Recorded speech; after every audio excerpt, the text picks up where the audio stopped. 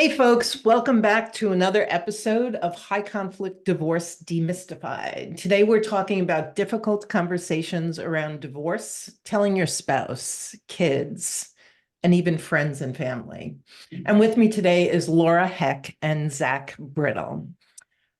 Today's episode, we're going to navigate some of the most heart-wrenching conversations that come with the decision to divorce as we delve into that delicate art of communicating about your divorce with your spouse and children and your wider circle of friends and family. Broaching this subject with your spouse is perhaps one of the most profound discussions you'll ever have, and it requires a great deal of courage and sensitivity. And we'll discuss how to express your feelings honestly while also respecting the emotions of your partner as they hear it. And then we'll turn our focus to the children. Kids can have a range of emotions from confusion to fear, anger, and we'll equip you with some compassionate strategies to help ensure that this transition impacts their well-being as gently as possible while keeping the lines of communication open and honest. And then lastly, we're going to consider how to communicate your decision to friends and family. And this part of the conversation can often bring unexpected reactions, from support to surprise and even judgment. And we'll talk about how to handle the various responses and maintain your own emotional balance. Joining me today, as I said, is Zach and Laura, a team of marriage and relationship therapists. Zach Brittle is a couples therapist in Seattle, where he has a counseling and coaching couples. He's been counseling and coaching couples for over a dozen years. And he is a best-selling author of The Relationship Alphabet and the Marriage and Therapy Journal. And Zach and Laura co-host an awesome podcast called Marriage Therapy Radio, where straight talking marriage therapists and their brilliant guests tackle the most common problems every couple experiences. And Laura Heck is a relationship expert, speaker, certified Gottman therapist, sex therapist, and master trainer of the Gottman's 7 Principles program. She and Zach are teaching partners and co-hosts of the Marriage Therapy Radio. With no further ado, welcome, Laura and Zach. Thanks. Thank you. It's so nice to hear that read back for the first time. Our bios, I was like, man, Zach, you're a pretty impressive dude. Yeah, I need to update my bio. A lot of that, I was like, wait, a dozen years. That's probably a few years old, but it's all true. Over a dozen is still true. It's still true. Over It's still true that it's Over been a over a dozen. dozen. Yeah. There you go. Yeah. He just has more gray hair now and more It's true. years under his belt. Yeah. So, folks, I was on Zach and Laura's podcast a while back, and they just bring an incredible amount of experience, wisdom, and thoughtfulness to their conversations. And this is such a tender one. They are just the perfect guests to have. And so let's dive in. I remember when I first decided to tell, and most of our audience are coming out of very high conflict marriages. And so I was such a broken version of myself. I was such a working on my rageaholism, scared to death of my spouse. So I was so emotionally dysregulated. And then I had to have this really difficult conversation with someone who had serious anger management issues. And so it's really quite the hot mess. And yeah, I would love to talk about some keys for individuals to keep in mind in, okay, the first conversation, the conversation with your spouse. You've decided maybe they're scared, maybe they're just angry. What are some good ideas on how to approach it, and even perhaps what has to be said and what doesn't have to be said? Ooh. Well, I think first thing that pops into my head is what you have already mentioned, which is emotion regulation. That would be the first piece of the puzzle that I think would be really important is making sure that you are in a place where you can communicate and you are not riding the waves in the storm of being dysregulated, and knowing what it takes in order for you to be able to regulate. I think the hardest times to have a conversation about divorce is when you're in the middle of a fight or an argument. That's when you're going to boil over and you're going to say the words and you can't take them back. Or maybe you've said, we should just end this now, a million times before. And now you're saying it again. It's not going to have the same impact. But if you're emotionally regulated and you're having a conversation with your partner, it's going to land differently, and it's going to actually be a conversation rather than a spillover. So that, I think, is the first key, which you had already mentioned, is just making sure that you're in a space where you're emotionally regulated. I'd back up even a little bit, because you said something that I'm not sure is the correct assumption. You said the first person you're going to talk to is your partner, right? Like, I'm finally going to have this. And I think you ought to practice first. You ought to practice with your therapist. You ought to practice in the mirror. You ought to practice with your friends, your trusted friends. I'm not talking about talking smack about your partner, but I'm talking about, like, make sure that you do have your message down. You're clear about it. To Laura's point, I don't think divorce conversations are ever helpful when they're coming from this space of rage, right? I always tell people, if you're going to get divorced, do it thoughtfully. Have your conversation in a coffee shop, not in the kitchen while you're throwing plates at each other. I mean, it's hard to even know what's real in those moments. I think it's important to be vetting your own decision-making process and practicing, and, speaking to your therapist or your couples therapist or your pastor or your mom or whomever it is that's going to be, like, helping you stay sane in the midst of that. Feels like an important first step, so that you can show up to the partner conversation and be equipped, have a little bit of confidence in what it is that you're bringing to the table. Yeah. Yeah, I love that. And in fact, let's go even earlier now that we're going backwards. Let's go even a little bit further backwards, which is, once you decide to leave, the myriad of things I've heard that people want to say in that conversation are extensive. And so let's talk about what really needs to be in that message. Like, is that the time to wax on about all their faults? What do we say and what do we not need to say in communicating this very big decision that was made?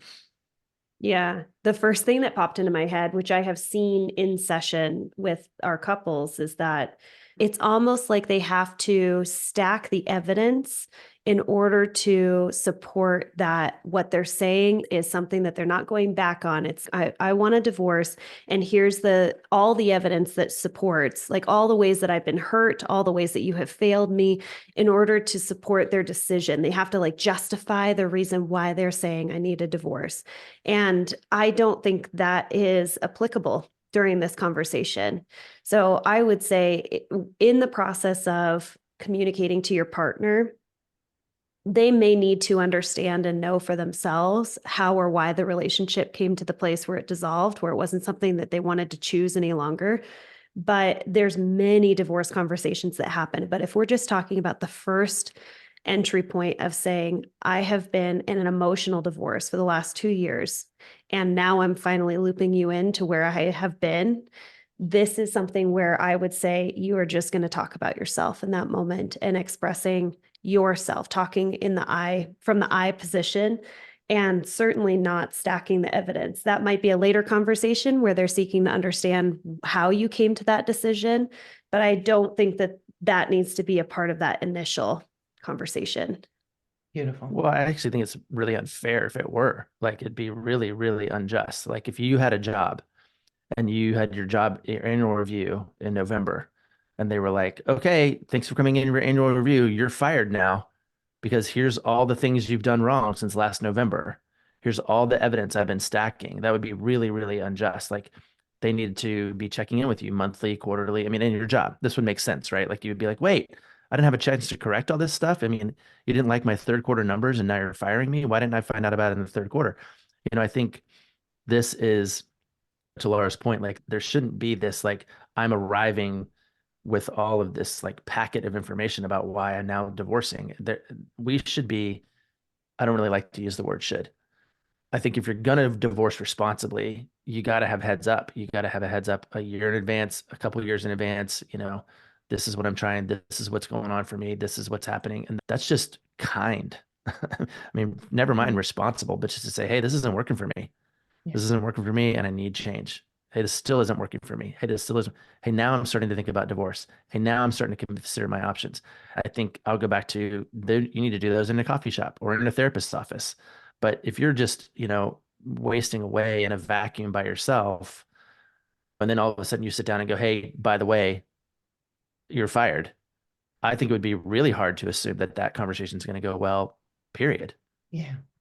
Yeah, I do think that, like most of the people who come to us, they've been having the conversation for years. They're married Right. 2-3 decades. They're married to somebody where there's not a lot of reconciliation. There's not a Yeah. lot of accountability or ownership. And so the person that they're divorcing may not have ever heard them. So it may feel like the first time they're hearing it. But I think that those are great suggestions, both the location, having a third party if it feels safer. I love that idea that if you don't feel safe or you just need that safer container, to have some kind of mental health expert, coach, somebody on your side, and Witness. keeping it Doesn't in even the have to, eye. yeah, just, yeah. And can I give folks a heads up that if you are planning on bringing in a third party, can you let that third party know in advance that you're planning to let your partner know that you would be ending the relationship? Because I have been 100% completely blown back when I'm meeting somebody for the very first time. They're saying, hi, we need this couples therapist. And I'm trying to get a lay of the land. And the lay of the land is, today is the day that I am going to tell my partner that I don't want to be in this relationship. And that has absolutely shocked me. And I'm sure it shocked their partner. And it's like, what was I here for? I would use an already established therapist or someone that you have a relationship with and let them know that that's your game plan. Beautiful. One of the things I would love for you to talk about is what happens psychologically when we receive devastating evidence and how that plays into how much someone wants to say, excuse me, in this initial conversation. So you're asking about what yeah. happens psychologically when we receive devastating information? If I'm the receiver of my partner wants to divorce me, what's going to happen? What happens to me? Is that the question that you're asking? What happens to you? And because we know that, how does that impact how much the other person says? Like after I say the divorce word to you, like, Zach, I want a divorce. Like something happens to you, and are you even hearing how much I say afterward? And I think that it's really valuable to talk about psychologically what happens to the receiver, and therefore, when someone's putting those talking points together, how extensive should they be, or how limited should they be? You've heard the saying, April showers bring May flowers. If co-parenting has been difficult this year due to your ex's alcohol abuse, you need SoberLink. How it works is simple. Your co-parent will test at scheduled times. Built-in facial recognition will confirm their identity. Tampa sensors will flag any attempts to cheat, and results will get sent instantly to your phone, so you know that your kids are with a sober parent. Lay the groundwork for brighter days ahead. Visit soberlink.com/JBD to learn more and get $50 off your device.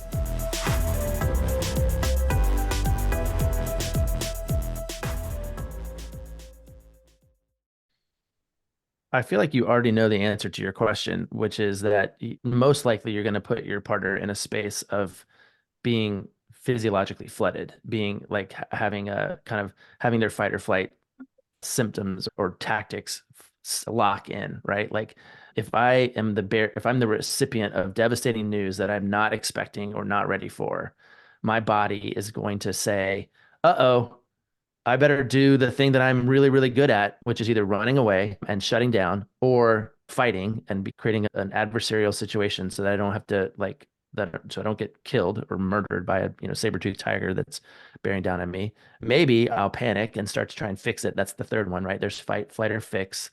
I think there's probably hundreds of variations on all of those things.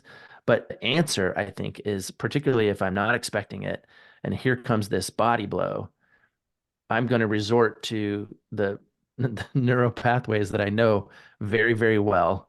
And that's going to vary for different people. That's going to vary for different people based on what they learn, how they learn to adapt to their own experiences of trauma early on in their developmental life. So, Laura, I don't know, is that what you would say, or do you have a different point of view maybe that I'm Yeah. missing? It's interesting that you asked this because I just had this question. I was speaking with my best friend who is a doctor in the ICU. So he's giving it hard information. I said, how often are you pulling people into, like family members, into that private room to have hard conversations? And he said, I do it every single day. And I said, how do those go? And he said, basically, I know that when they're not listening until, like, there's nothing up until they're not paying any attention until I say either your loved one is going to be okay or your loved one is dying. That's the information that they're seeking. They want to know, how should I respond? And so he said, I have to lead with that as quickly as possible. And then I know whatever I say after that, they're not going to hear. He said, it's a very short conversation. And I went, oh, that makes so much sense. And so he said, my job's really easy. I just have to give them the information that they're seeking as quickly as possible. And then I get out, because I know that they're going to, like you said, Zach, respond with the shortest and most familiar neural pathways that have been created over time. They're going to go to their coping mechanisms. They're going to have strong reactions. So I would say you keep it short, you keep it sweet, and you give your partner the honor of being able to go away and think about something. And I also wouldn't demand any kind of a response from them. I wouldn't ask for anything from them. And I would set them up for success by putting them in an environment where they can escape, they can go away and have some opportunity to self-soothe rather than having to function, because they're not going to have the capability or capacity to function after that type of news. Right. Beautiful. Yeah. So that brings the issue of timing into it, right? So we're talking about location, we're talking about keeping it in the eye, and now the timing of it. So they're not like going to work or having to be with the kids right afterwards or something Right. like that. Mm-hmm. And the other thing I'm hearing is once you're flooded, not much is going to be heard after that. So my experience is there are people who want to start talking about the house and the kids and the custody, and Right it's away. like, wah, Yeah. wah, wah, nobody's Yeah. hearing that. Totally. Yeah. Yeah. Yeah. And so it sounds like, from what you guys are saying, of a very brief, kind, eye-focused conversation is really the first conversation. Yeah. Hearing you right. I think so. I mean, it just seems like I think your word, I think they're both good. I was going to key on kind. I think you don't get divorced from someone, you get divorced to someone, especially if you have children. So if you're going to set the tone for how this is going to go, I think kindness has to be at the centerpiece anyway. And if brief is the order of the day at the beginning, sure, you're going to have many, many conversations anyway. And I think often, I've seen so many divorce conversations get derailed because people say stuff that is unkind and that they don't mean. What are you going to tell the kids? I'm going to tell them the truth that mommy cheated on me. I'm like, that's not the truth. The truth is mommy cheated on me and I couldn't forgive her. And that's not even the whole truth. There's more and more and more and more. So the point, I think, is, yeah, let's stay kind and then let the rest of it flow, particularly if kids are involved. I mean, there's no reason to, this is a little bit of a sidebar. When people say, oh, I'm going to tell them the truth, I go, no, you're not. Like when your kids ask you about 9/11, you don't tell them the truth. You don't You say, tell them oh, your well, version of reality. you tell them the age appropriate truth. You don't tell them all Yeah. the gory details. You tell them, yeah, it was a tragic event that happened and it was really hard to understand the motivations and a lot of people got hurt. And I mean, that's what you tell them, which is the truth. You don't talk to them about the graphic images and the long-standing effects and the different, so I think, yeah, kindness should be king, well, I don't even want to say it, at least at the onset. I think it should be king, period.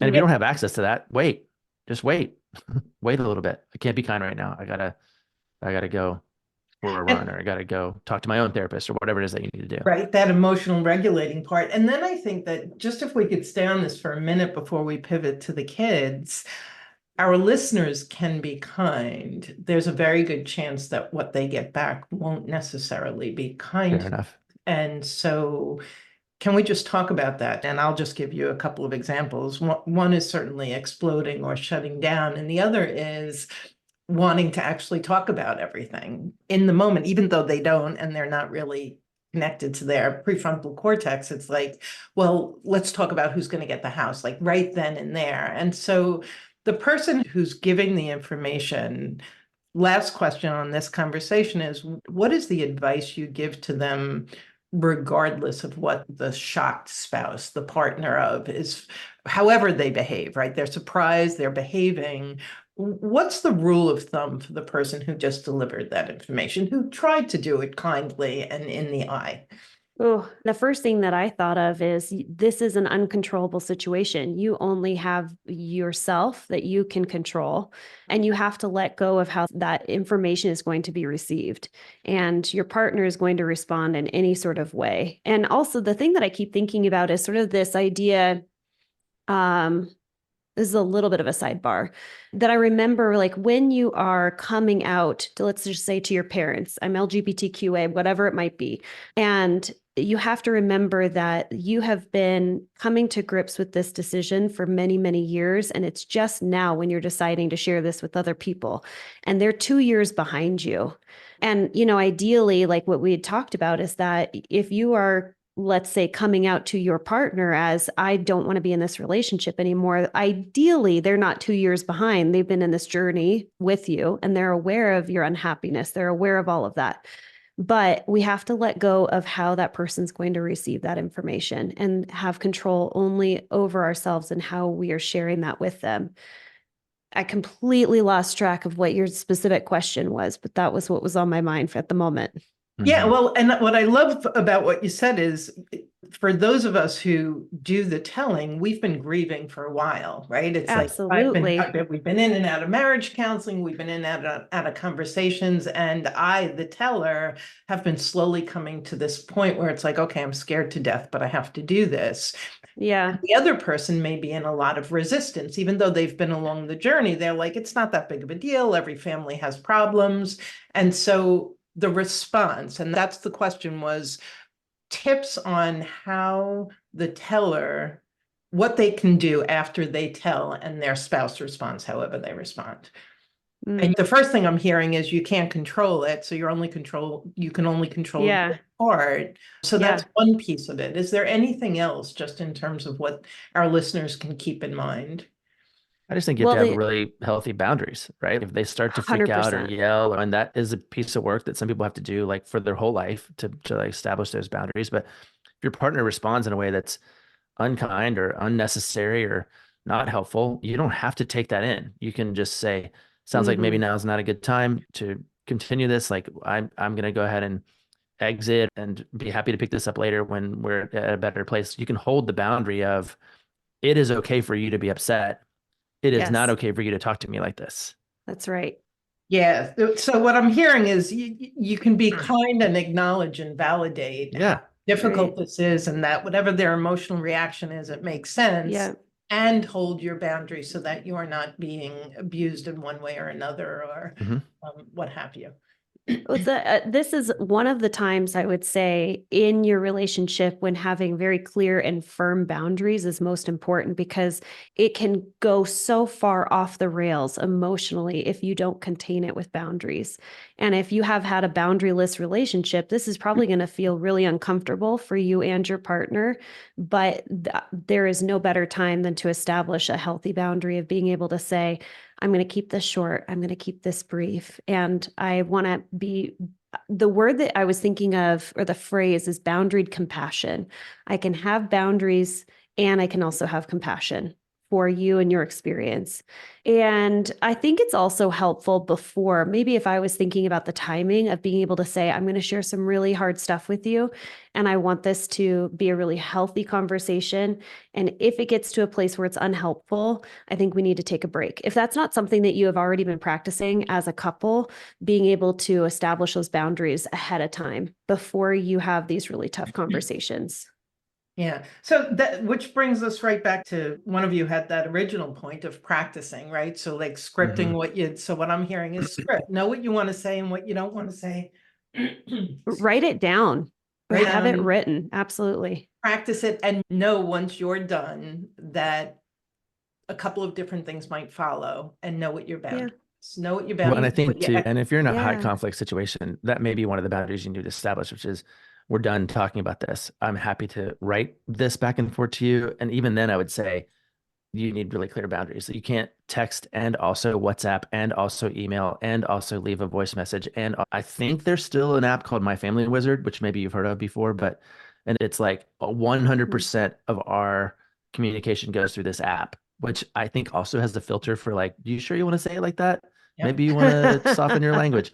But I think if you're in a high conflict situation where the boundaries are unclear, it is okay for you to say, this is going to be how we're going to communicate about this now.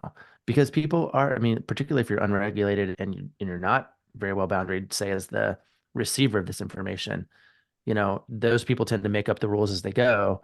And that means the game is always changing, which means you never know how to keep score and you don't know who's winning. And I don't really like that language, but you need really clear rules on how we're going to move forward if we're not operating at the same emotional intelligence level, basically.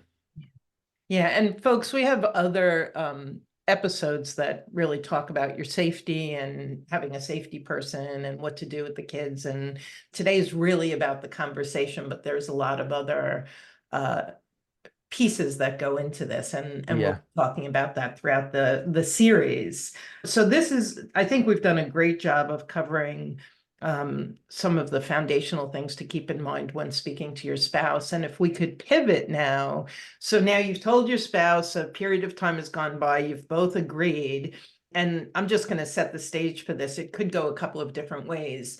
I have a lot of clients who choose to tell their children separately because the other person is so dysregulated that they're going to give the kids information that's going to scare them. They're going to talk about how the family is devastated or throw the other parent under the bus. And so one thing people have to decide is, and my advice is always best interest of the child. Is it in the best interest of the kids to hear from both parents together, or is it in the best interest for you to pour a safe foundation so that when the other parent comes in, you have something?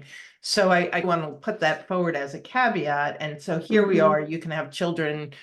Of course, there's all these different ages. We can only talk about this so much today. This could be a whole episode in and of itself. So you have children of different ages. You even have adult children. So maybe today we can touch on some basics to keep in mind when you're talking to the children. Well, I've already said one, which is you got to keep it age appropriate, right? I mean, that's just regardless of what age they are, they only understand and have access to the language that they understand and have access to. So if you try to give them adult information using adult language, that's not going to work. I'll say one more thing, Laura, and you can take it away, which is that I know that as a 50-year-old, when my friends' parents were getting divorced in the 80s and 90s, it was a really big deal. Divorce was kind of a new thing that didn't really happen all that much, certainly not in my community. And the conversation always looked like, hey, we're going to sit you down on the couch and it's going to be the two of us and it's going to be an hour-long conversation about all of the things. And that was the one conversation. And I think these days, the landscape has changed quite a bit. Kids are much more familiar with modern families and blended families. And so there's a less of kind of a shock thing going on for these kids. But I do think that the hour-long conversation is no longer the norm, right? You instead of one 60-minute conversation, you need to have 60 one-minute conversations that are. Man, I feel like we could finish each other's sentences, literally thinking the same thing. Yeah, I mean, I think you just have to break it down into chunks that are manageable. Nobody wants to remember, I remember they sat me down on the couch and I can remember the color of the curtains and the time of day. That's setting your kid up for, what do they call them, core memories that aren't going to serve them in the future, particularly if they're trying to find their own way into secure attachment. So certainly age appropriate, certainly brief again. Another brief conversations because of they're going to have Well, of course, brief, but if you have any questions, you can ask us at any time. Right? Yeah. Not, we're done. Okay. Click.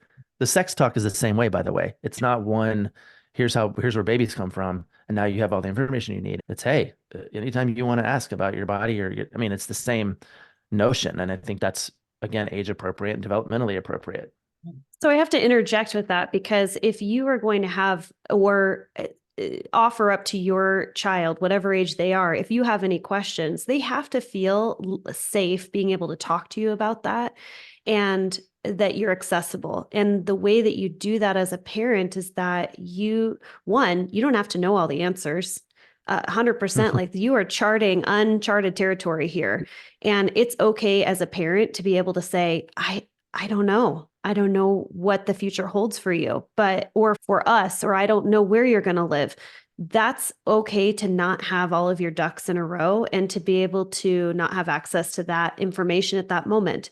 But I would say that if you're going to have a conversation with your kiddo, you want to make sure that they feel like you are okay to have that conversation. So if every time I come to you and I have a question about my future as a kid and you burst into tears or you get angry or you start throwing your spouse under the bus, that conversation is not going to happen again. And so you really have to foster that relationship that like, I am a safe place. I might not know all the answers, but I can have that conversation with you. And you do that by showing up and being a freaking adult in these really tough, scary situations, right? Which Like you means have to be able to create security. and it means you need to let your kid love the other parent. Yes. Oh my gosh. 100%. It's so good that you said that, because I think that when everyone's really being honest, it's like there's a competition. Mhm. And it's almost like a human nature thing that you're fighting, right? Because of course you're so at odds and you're so excited when the kid's like siding with you. And of course that's the worst thing that you can do. So I love the way you said it. You have to let the child love the other parent and not bring out the list of reasons why they shouldn't or what was done to you and all of that. The other thing that just popped in my head too is the desire for kids to take care of their parents and to want to make them feel better. And that might feel really lovely. Like in those moments when your kiddo comes up to you and wraps their arms around you and says, I don't want to go to school. I can see you're sad. That's really lovely that your kid is so attuned to you, but also it's not their job to make you feel better in these situations. And that can become pretty habitual, I would say, in these situations where you're not at your best self because you're grieving, because you're angry or whatever it might be. And your kid is going to be so deeply attuned to you that they're going to want to make you feel better. And it might mean that they join in and they throw the other partner under the bus. It might mean that they start bringing you things in bed and nurturing you, also not their job. It is a tough balance to have to be a parent while you're also grieving the loss of your relationship. And making sure that your child is healthy in their love and Yeah. not developing codependent types of Yeah. behaviors. Yeah. Yeah. Absolutely. And is there anything that you would say you absolutely should say or shouldn't say? So I'm hearing how much emotion, don't cry on your therapist's shoulder, your friend's shoulder, not your child's shoulder. Yeah. And yet it's okay to show emotion. It's important that Yeah. you're not like a robot going through this, right? So Yeah. there's a balance there. And then what needs to be said or what shouldn't be said? Are there any thoughts on what the content of that conversation is?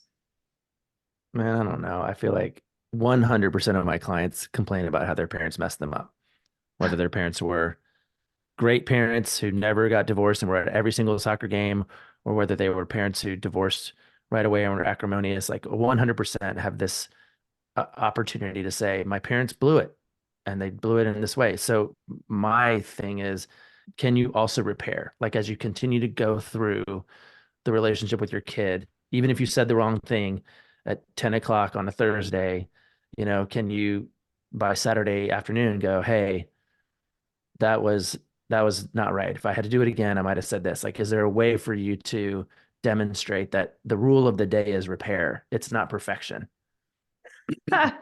I love that response. I think the bar is really, really high, right? Like the assumption is that you can prepare and you can nail this conversation. And I think what we're saying is just plan on screwing it up, but get really good at repairing. Zach, I had this great conversation with Hanger. Do you remember his first name? Larry, yeah. Larry had a great conversation with his teenage son where his teenage son disclosed something really big about himself and something that he had done.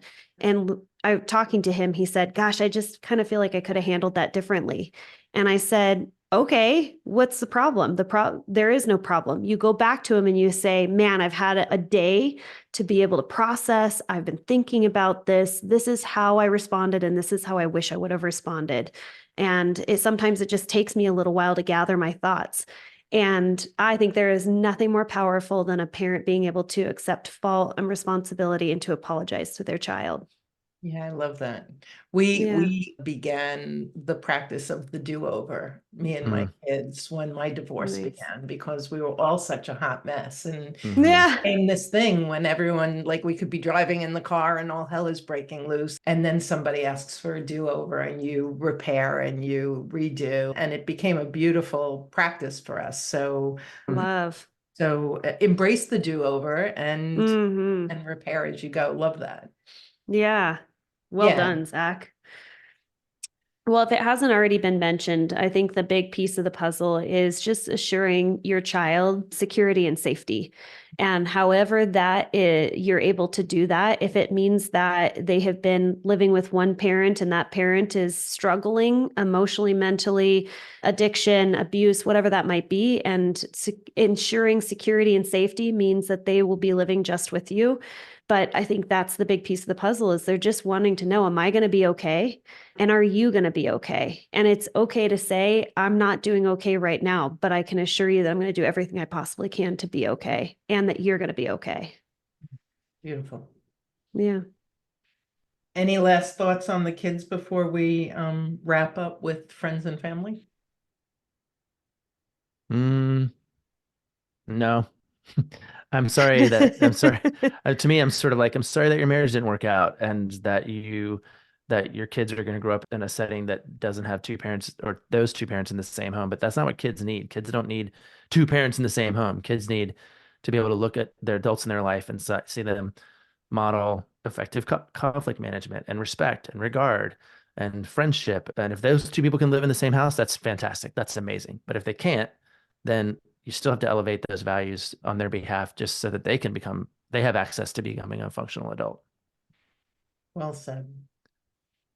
Excellent. So as we wrap up, typically once your spouse and children have been informed, there's that pressure, need, or just unfolding to start telling neighbors, people at work, friends, family, and people tend to bring all of their own stuff to the table in these very tender conversations. So let's just do this one in a broad stroke. Any tips on sharing something so vulnerable, so tender? I have a lot to say about that one. I think tip number one is don't put people in your life in the situation of having to take care of you.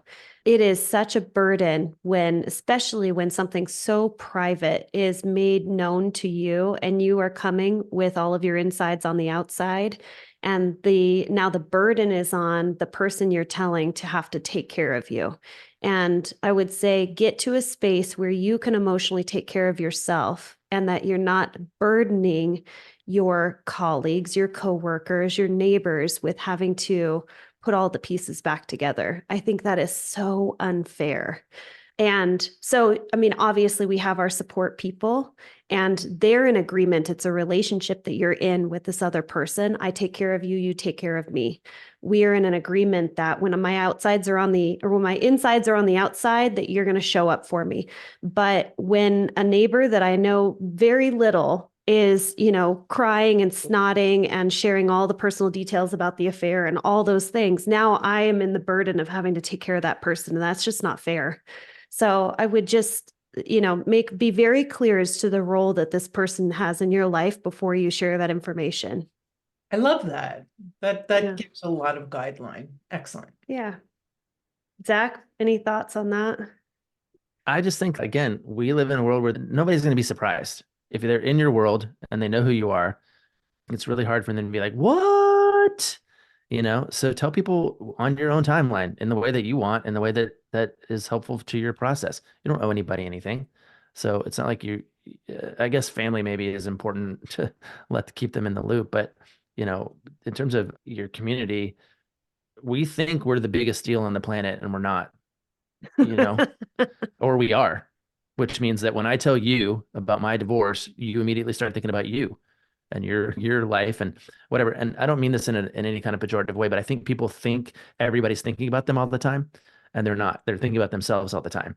And so give yourself a little bit of grace that like your story is yours and it belongs to you. And like Laura said, you don't have to make it require anybody else to make it bigger, but you don't need to fear that somehow you need to be ashamed or subject to other people's judgment or perception about the relationship or who you are in the relationship.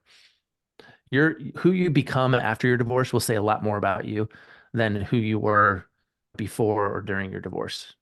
I think the caveat there, and I completely agree with you, is the person telling is in such a frail state emotionally, certainly with these high conflicts, that I would say be discerning on who you share with. Because if you come from a family, a strict Catholic family, and nobody's divorced, or if you come from a culture where it's not, or if you have a judgmental friend who never filters what they say, right? Like, so I think that there are certain things where not assuming that everybody is going to show you grace and that you want to protect yourself. And so be a little bit more discerning about who you tell, and you don't have to tell anyone. And I think that's the other piece is some people, so often I get the question, like they asked me, and so I felt like I had to answer, like, hey, I heard.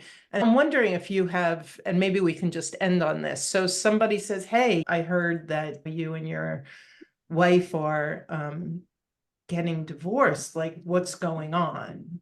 Right? Like you're standing there, deer in the headlights, and it's like, I don't want to be rude, but I've been in this abusive relationship, so I feel like I'm obligated to say, what can somebody say when they're kind of confronted by someone who might not be so bad and they're stuck? I call it the elevator pitch. Yeah, that's what you would say. I would go, It's yeah, it's complicated. complicated. Thanks for asking. I'm Yeah. okay. I'm gonna go over here and get a hot dog. Okay. I I gotta go to the mean, bathroom. I would Yeah. just hold a boundary. Like you don't owe that person anything, you know? Yeah. That is the shorter version of what I would call like the elevator pitch, which is if I'm still sorting it out in my mind, or maybe I'm still waffling, maybe we're in the process of still discerning whether or not we want a divorce. And we told people, yes, we're getting a divorce. Now we're kind of maybe trying to reconcile. It's back and forth. It is complicated. And just being able to have that generic response that you can say to anyone that you don't owe anything to, but still establishes a clear boundary of, I responded to your question, but I'm also not giving you any information that doesn't feel appropriate at this time. And that's something ideally that you and your partner can agree upon. What is the scripted elevator pitch that the two of us can agree upon if somebody is not a friend of the marriage or a friend of the family? That would be ideal. Beautiful. Yeah. I actually like the very short version too, because it is complicated. I do appreciate your concern, and I don't want to talk about it. Somebody Like, wanting to talk to you about your divorce doesn't mean you have to talk to them about your divorce. yeah, exactly. Totally. So we're back to boundaries, which is perfect. A perfect note to end on. Boundaries, boundaries, boundaries. There you go. Any last like broad stroke tips before we wrap up and say goodbye? Oh man, I feel a heavy burden for the folks that are listening, and I understand how we have so many high hopes for our relationship, and nobody signs up for a marriage thinking they're going to get divorced. And so I have a ton of empathy for that. But I also know in my heart that some marriages aren't meant to last. Sometimes divorce is the best possible thing that you can do, maybe even the most loving thing you can do. And so what I tend to hope for my clients and my friends that are getting divorced is that they will lean into the new version of themselves that is a byproduct of their experience, you know? Well said. Well said. I'll let you finish on that, Zach. Bump, mic drop or whatever. So how can our audience find you? And please mention your podcast again so that they can follow.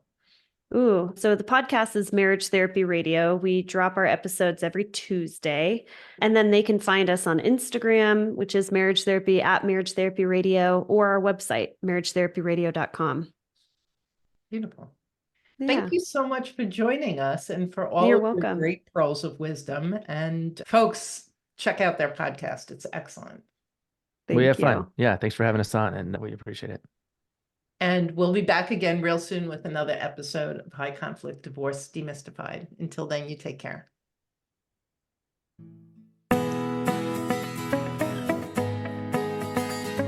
You've been listening to our podcast, Getting Educated, Regulating Your Emotional Reactions, and it's been really helpful. Yet you know you could do better, be better, and you're wanting and needing more support.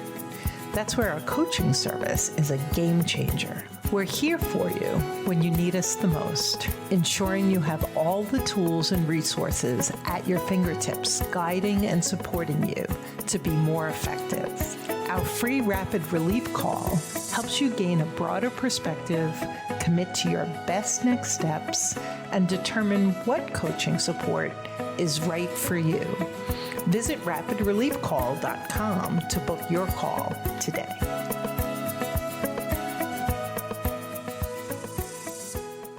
Thanks for joining us on the Journey Beyond Divorce podcast. I hope you found guidance and encouragement to help you along your journey.